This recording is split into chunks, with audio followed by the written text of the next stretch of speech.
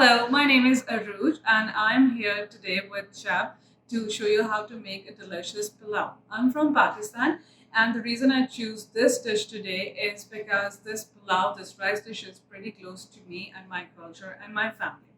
It's a very basic and a very simple dish, yet very popular all over the country. And the I would say the best thing is that like every city has its own taste, but we all love and die for this pulao. You can find it at a very happy, festive place and a very private gathering as well. So I picked it up because I wanted to share this from my home to your home. And it includes very basic, simple pantry ingredients. You don't have to rush to the markets or supermarkets or specialty stores. All you need to do is just put some time in together with your family and make it together.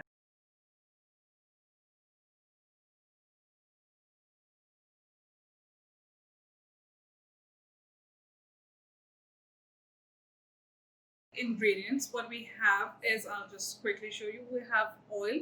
Any oil would work, but I prefer using just the canola oil. Then for the dry ingredients, we have some cumin seeds. You can use a cumin powder as well. It's just that what is easy for you. So this is cumin seeds. Then you have the coriander seeds. It just gives a good flavor to the food and it makes it a little unique than what seasoned rice we usually eat at home. Then we have some whole spice blend. So basically, it's just a cinnamon stick, some bay leaves, just like these tiny bay leaves, those cloves, and then I have a star anise. Um, just a second. I'm trying to grab one here. The green cardamom. So any whole spices that you have available in your pantry, you can mix them all together. And this is roughly like I have measured it. It's almost 1 tablespoon each of these things. Then I have a ginger garlic paste. If you don't have ginger garlic paste, you can simply chop your own ginger and garlic. It will work perfect. Then I have 1.5 onion sliced, 1 cup of yogurt, some salt. Then we have the chicken. So I just want to talk a little bit about chicken. You can use any sort of protein. It's up to you whether you like chicken, you like lamb, you like beef, you like pork, anything you can use in it. It has to be skinless and a boned meat. The reason we're using bone here because we want to add some extra flavor to the rice rather than just making it flat, I would say. And then with the bone, the meat is really soft. It's not very chewy hard because it needs some cooking time. And then I've used the basmati rice. As you can see, it's just soaked in water. Basically, you just rinse your rice and then you soak it for roughly 10 to 20 minutes. The more you soak the basmati rice, it becomes more fluffy to it. Okay, so we'll get on to the next step. We will start doing the cooking. So just a little bit talking about the pan. You can use any pan. You can even use your those cast iron Dutch oven kind of pans as well at home. Basically, you need a pan with a perfect lid on it and just a spoon to stir. So we'll start with adding oil to it. So I've already measured it. It's almost kind of a cup. And the rice would take a lot of oil in it. So don't worry when you're eating it. It's not greasy, but it would just give it a good texture to the rice and to the meat itself. So what we are trying to do over here is just we are heating up oil and then we'll add onions, stir it, give it a good golden color. I'll bring my onions.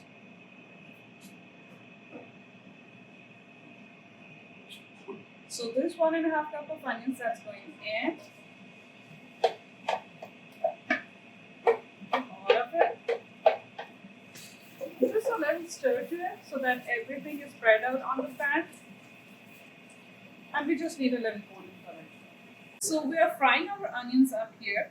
One thing that I want to add here is the color of the onions. So I'll just bring my pot up. If you see this color of the onions, this is gonna give a very light color to your pilaf. But if you want to brown it a little bit more, then it would be a darker color. Personally, I prefer really dark color, but I'm not gonna keep it in between so you have an idea like how much you want the color on it.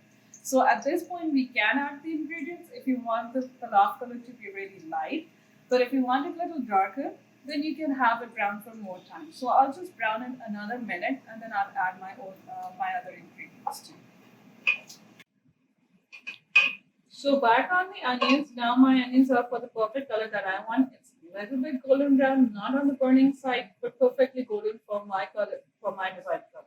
Now I'll start with adding my whole spice blend as I mentioned before. So So it has almost everything from my spice rack, and I'm tossing it in, giving it a good stir so that you can feel the aroma of the spices coming out along with the onions. And the onions are changing their color too. So just a good stir. Now I can feel the aroma. This is the coriander seeds. We're going to put them into. Again, frying it just a couple of, I won't say a couple of seconds actually, just for 30 seconds. It smells good. Now I'm bringing my chicken in. So again, it's a skinless chicken. Any kind of a cut of for the meat, that's good. It should be boned in. Now just putting in this.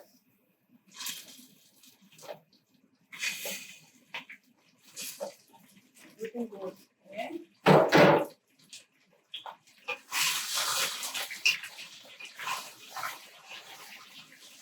So by now, the onions are a little bit more darker. Don't worry about it. It's not burning. Still frying. And when you're adding the meat to it, then it's just giving it a more flavor.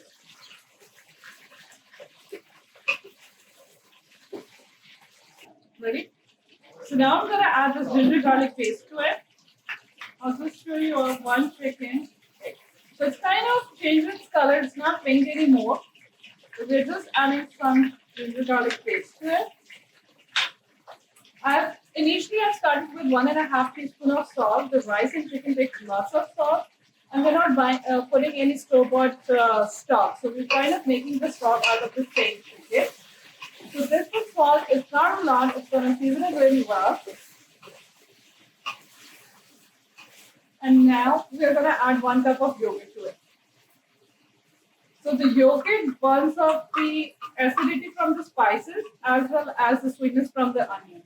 It's going to give it a very sweet, not very sweet, but a very soft flavor and a balance to the whole dish. Right, so it had been simmering for some time. I'm just removing the lid. And you can see the golden color of the chicken. It's going to be something like for our rice too. You can see the onions. They have fused to the yogurt, made it a little saucy like this. So at this point, you can taste the salt in the food. If you find it a little bland, you can add more salt to it. If you're okay, then it's good. Now we're going to add some water so that the chicken is cooked at least 70%. So roughly it's going to be like 3 cups of water.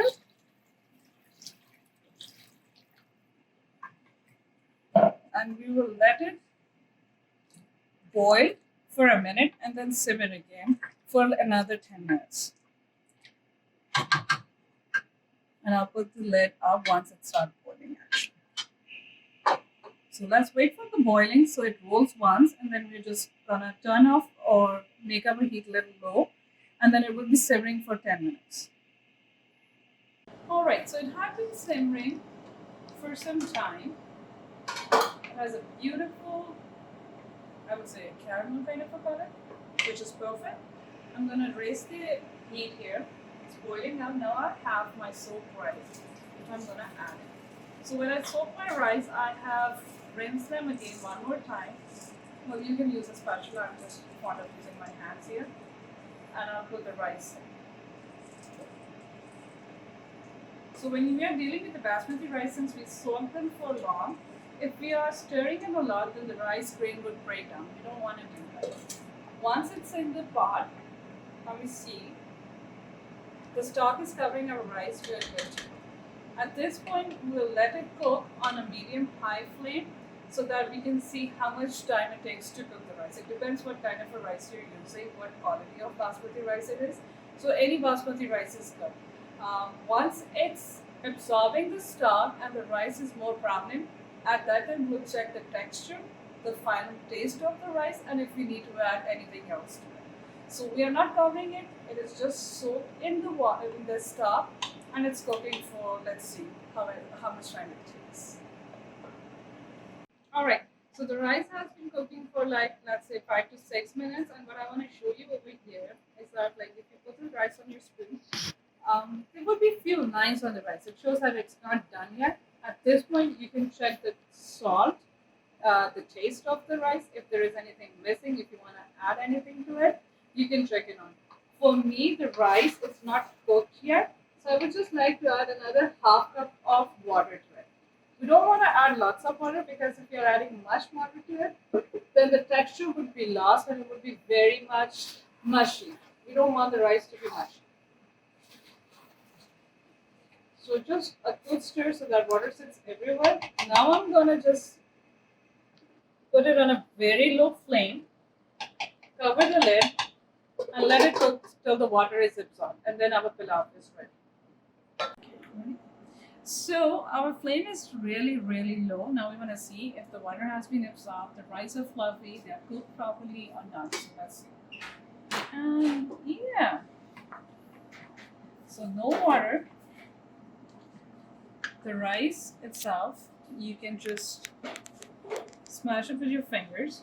So it's perfectly done. At this point, we'll just turn off the flame and it's ready to serve. And I'll show you serving in a bit. So I have plated out here. It's rice and just a piece of meat in it. You can add as much meat you want on top of it. I've made a small yogurt dip here. So basically, when you're eating a pulao, you need something kind of a dressing on top. You can have, it's a very basic one I made here with no more fancy ingredients. It's just the yogurt we used in our cooking, some salt, some black peppers, and cumin seeds. If you don't like the cumin seeds itself, you can always ground the cumin seeds too. So we can put it on a side, or you can just drizzle it on top so that it gives you more flavor to it. But believe me, it's a dish to try for. Thank you for joining us here. So here's the end to our recipe, the chicken pilau. That's the world famous chicken pilau you will find with any South Asian home. I hope you will try this recipe and enjoy it. And I would personally like to thank you, Chef, the organization, which has asked me to come over and share my special recipe with you guys. I'm looking forward for you guys to enjoy this recipe and make it with your family in this holiday season. Thank you.